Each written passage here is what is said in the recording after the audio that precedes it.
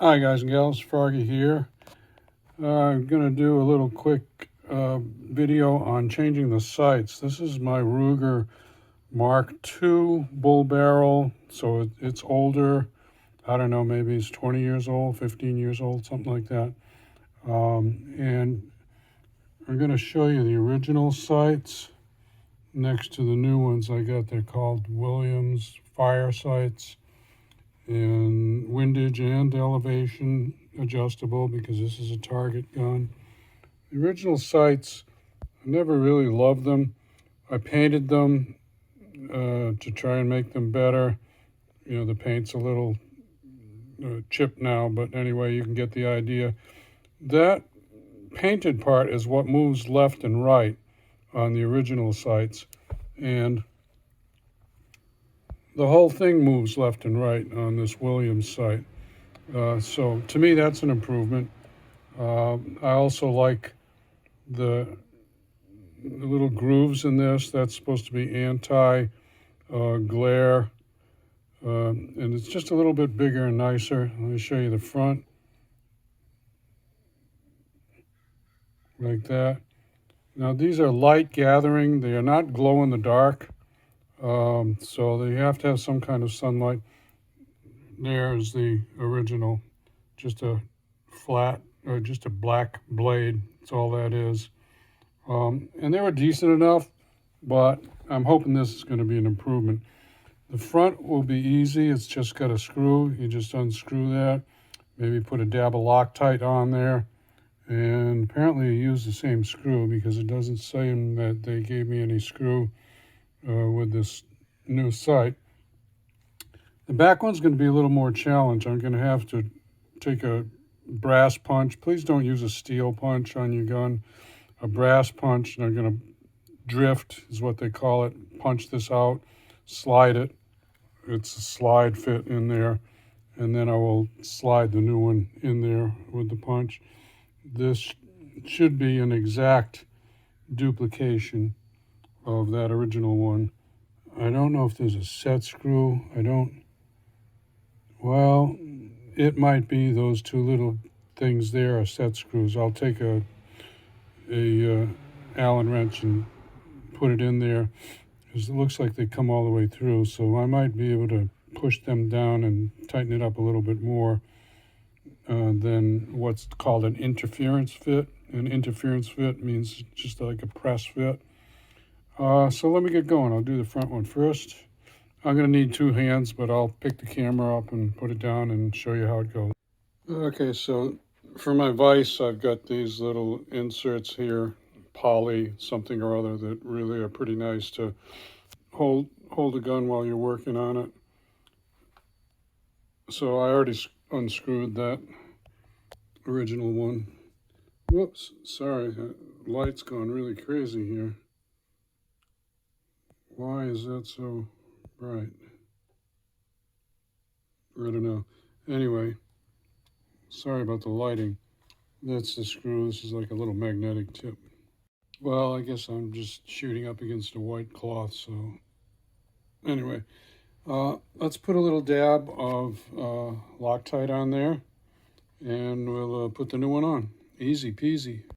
I shot a little brake cleaner in there to get any oily residue out, and then I sprayed some compressed air in there, so this Loctite should get a nice grip. Okay, so I just had too much exposure setting on the camera. I'm not much of a camera or videographer guy, but I just do these things to help you guys and gals do it yourself projects. There's the front sight. That looks pretty nice. I'll show you the front sight with the old back sight. Now we'll try and do the back sight. Okay, Froggy's back. You can look at one of my other videos on the disassembly of this Ruger Mark II. I didn't want to include that because it's just a duplicate. I do have some cushions here for my vise. I'm going to try this, putting it in the vise, and I'm going to take a brass punch or drift pin and hammer on this and see if it'll come out. And if it doesn't, then my other plan is going to be use this. This is a bench block for universal bench block. Okay, so I'll put some links to some of these things in the video. I'm going to need 2 hands, but I'm going to just try tapping with brass. Try not to damage up that old, maybe I'll put a piece of tape on it actually, and then, a little piece of painter's tape or duct tape, and see if that helps. So I got a few hammers here. I'm going to start out with less hammer and work my way up to more hammer. Let's go. I'm not sure if you can see it, but it's possible this is a set screw actually. So I'm going to take this screw out before I hammer on it. Now, let me give you a little idea of what I'm doing then. Just hammering right there. It is moving, and that is a set screw. So make sure you back out or totally remove all the set screws before you try to do this. Okay, so that came out. You can see the bottom side. That was a set screw. And that's the old rear sight. And that's the slot it came out of. No damage to anything. So now we got to tap the new one in and check it for fit, make sure it fits. We're just going to eyeball it. I mean, you can't actually slide it in there, I don't think. It's going to have to be tapped in.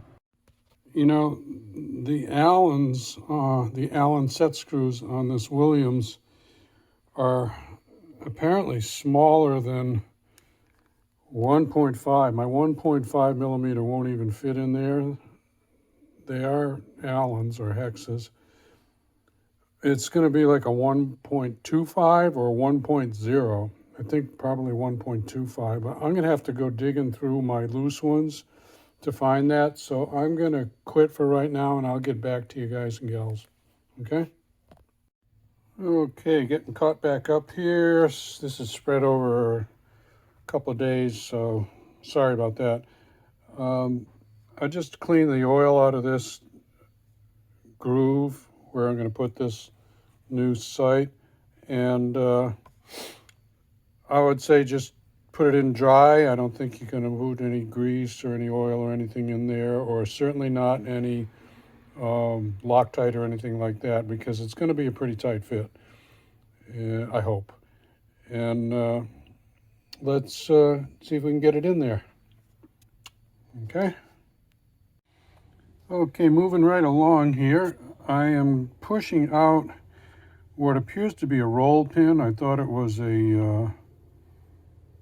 just a regular kind of a solid pin, but it looks like it's a roll pin. And you can see it's starting to come out there.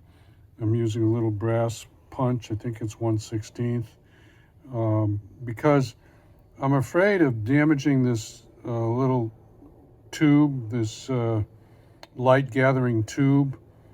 Apparently it's not glass, I think it's plastic, but still, if I'm going to be pressing or hammering or doing anything on this, I want to remove this part of the sight. So then what remains is just metal. So I'm tapping that out. See, just like that. We've got a little bench block here. Okay, so that's out. I got it about that far out, and then I carefully use some small pliers to pull it the rest of the way out. It is a roll pin, so you don't want to squeeze it too hard because you'll damage it or flatten it, and then you won't be able to get it back in. Now this comes out, there's a little spring here. Don't lose the little spring. It's stuck a little bit in the bottom. Oh, there it is. All right, the little spring comes out. Now I've got this, which can easily be put back together. I've got all that off, and I can deal with just that part. Let me see if that's steel. Got a little magnet here. Yeah, I wanted to make sure it wasn't aluminum, so that is steel. To me, it looks like it's cocked a little bit, so I'm going to take it out and give it another try. It's got to be put in really squared off. You know what I mean? Okay, so I knocked it out there pretty easy with this brass. Please don't use steel punches on any of this. You're just going to make dents in all your nice sight, and maybe make dents in your barrel too. Okay? I think the trouble I was having is that I was trying to press the sight in using various combinations of my vise and a big C-clamp and wooden blocks and so on. But because it's a round barrel, it would always end up getting a little bit out of kilter. So I'm going to try to carefully tap it in instead of press it in. I've done a little bit of research on sight presses, and they're expensive, and a lot of guys say they don't work very well anyway. So I'm going to go with your old basic using a brass punch. I'm going to try this on about a 45-degree angle, and no special fine measuring tools or anything like this. I'm just going to eyeball it, use a brass punch, and try and get it into that dovetail. I'm going to take it out and file the sight a little bit. It's going in, but it is really, really tight. I don't know if you can see it or not, but this is steel against steel. So there you can see some of the marks where it's tight and they're rubbing, and on that side too. So I'm going to try, I think I'll just try this one side, and I'm going to shave it down 1/10 or 2/10 of a millimeter, something like that. Okay, I'm kind of running out of time here. I got to get ready to go to the gym. So I'm going to pick this up tomorrow, and I've got a few of these little diamond files. They're just cheap diamond files, but even if I use one up and ruin it, I just want to get this one job done. So I'll be back. Okay, I'm back. I apologize. This is kind of dragging out longer than I expected, but that's the way it goes. You can see where the sight has been damaged, I guess you'd call it, or marked by trying to force it into the dovetail on the barrel. So I'm going to take that file. It's just a cheap diamond file, but it does apparently seem to be cutting the metal. This is steel. It's not aluminum.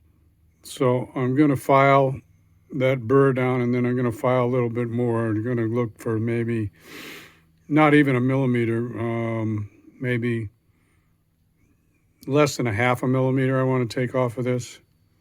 Okay? I need 2 hands. And if I had a nice little vise, I would put this in a vise, but I don't. So I'm just going to hold it like that. I can't go across this way because the file would touch these other parts of the sight that I don't want to damage. So I'm going to go this way. And it's very important you keep that same angle, okay? I don't have any templates or anything that's going to help me do that except my own steady hands. So this bench block is kind of handy. I found a couple of places. I put it like on the angle of my workbench, and then that steadies it, and then I let it put the sight that I'm filing on over the edge like that. Now, when you're filing, if you have some little damages or markings like I did, don't angle the file so that you're just trying to get rid of that spot. You want to have the file flat over the whole surface, and then, because you want to keep the same angle basically. So I've got both sides done. That one I probably took 0.2 of a millimeter off, I'm guessing. And this one I really just smoothed out where it had gotten a burr. That's a good word for it, a burr. I got a burr from putting it into that dovetail right there. So now I'm going to try it again. And now I'm more aware of the fact that this is really a few thousandths oversized, and it's not an easy job. It's not exactly fit to this barrel. Williams, I'm sorry, you sell it so that you can install it or press it in pretty easy. Although I think it does have some asterisk or fine print that says you should use a gunsmith to do this. But you know, Froggy, I like to do things myself. But anyway, I am just telling you guys and gals who are watching this that you're going to need to probably do some filing on yours. So let's try it again.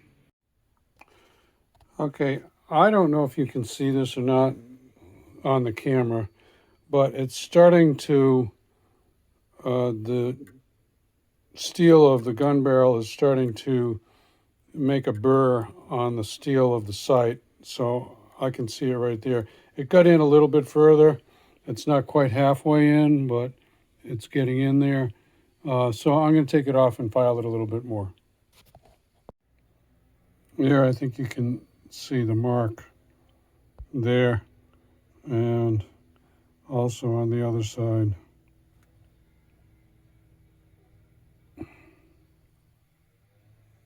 Right on the bottom edge there. So yeah, it needs to get a little bit more taken off. Now you can see that just goes in by hand about halfway. So I really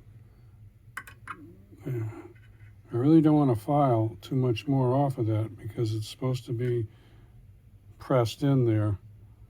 I'm tempted to put some oil on it,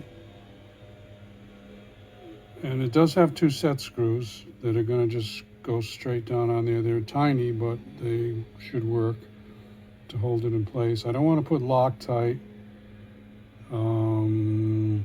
unless I had trouble later on with the sight moving around, then I would use some blue Loctite. I'm going to put a little bit of alcohol on there, alcohol as a lubricant, and see how it goes. Try tapping it in again. The reason for using alcohol, of course, is that it'll evaporate and it won't cause any rusting, although the barrel is stainless steel. There isn't a spot of rust on it. This, I don't know what kind of steel it is. It might be stainless. It might be something else with a coating on it. So, but eventually, as you clean the gun over and over and over again, there's going to be some oil in there because there was when I took it off, when I took the old sight out. Well, that did it. The extra filing and the alcohol, but darn it, I went a little bit too far. I'm going to have to take this out and rotate it and come back a little bit. It's a little bit too far that way. Okay, Froggy's going to call that good. To my eye, it is 1 or 2 tenths of a millimeter, maybe 3/10 of a millimeter difference. And we do have windage adjustment on the whole complete sight, so that is good enough. There's more. I'm going to put back the rest of that rear sight now. Okay, so do a little bit of filing at a time. Don't overfile it. If you make it too loose, you can't add metal back. And the little alcohol trick was pretty good. Okay, so I'm going to tighten up these 2 set screws. I got kind of a cool set of micro or mini Allen wrenches. I'll show you there. Focus.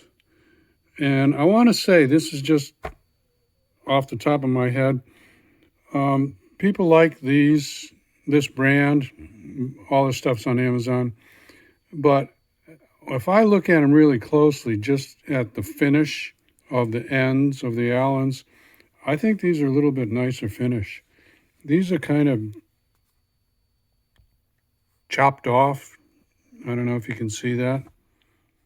And these are more finely cut off, I guess. Anyway, that's just a side note. Don't mix these up, because unless you've got a micrometer and you're going to measure them and try to put them in the right place, they don't have sizes stamped on them, on the metal itself. I'm going to put a little bit of blue Loctite, just a tiny little bit, and then screw these down. By the way, they are 1.27 millimeter. That's the size.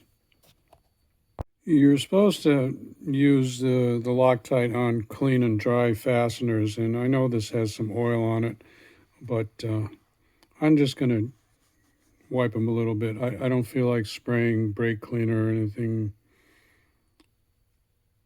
I don't know. Maybe I will, actually. Shoot a little brake cleaner around there to get the oil off. Blew a little air in there to dry it out. Okay, so this little spring goes back in that little indent right there. And focusing is a little bad when I get really close. There's a little trick to put it on the end of your screwdriver, so it's easier than using your fingers sometimes.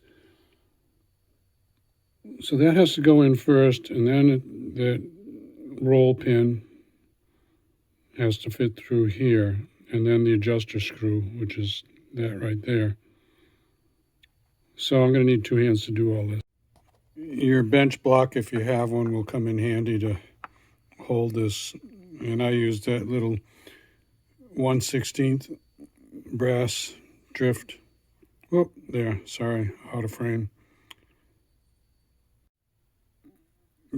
Take a look down in there to make sure that spring is in the right place. It won't show up on the camera, but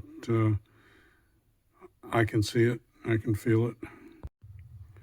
So right there on the sight, there's a little, I imagine it's spring-loaded, a little ball, and that ball runs in these little grooves that are underneath the sight adjusting screw. So that's where you get your clicks from. Of course, don't put any Loctite on the adjusting screw, because you want that to be able to turn, and the ball will keep it in the right place so it doesn't vibrate loose when you're shooting. So here's a look at what the sight picture. Okay, I hope this comes out on the video. And that's about it. I'm not going to show you putting the gun back together, because I already do that on another video. So please don't cross thread anything. Go slow, go careful. If a screw or thread feels like it's starting to bind up or get cross threaded, back off and look at it, and take another try at it. Okay. If this helps you out, give me a thumbs up or a like. If you want more from Froggy, subscribe to my channel. If you want notifications, ring the bell. Be safe, have fun. See you guys and gals. Froggy out. Bye-bye.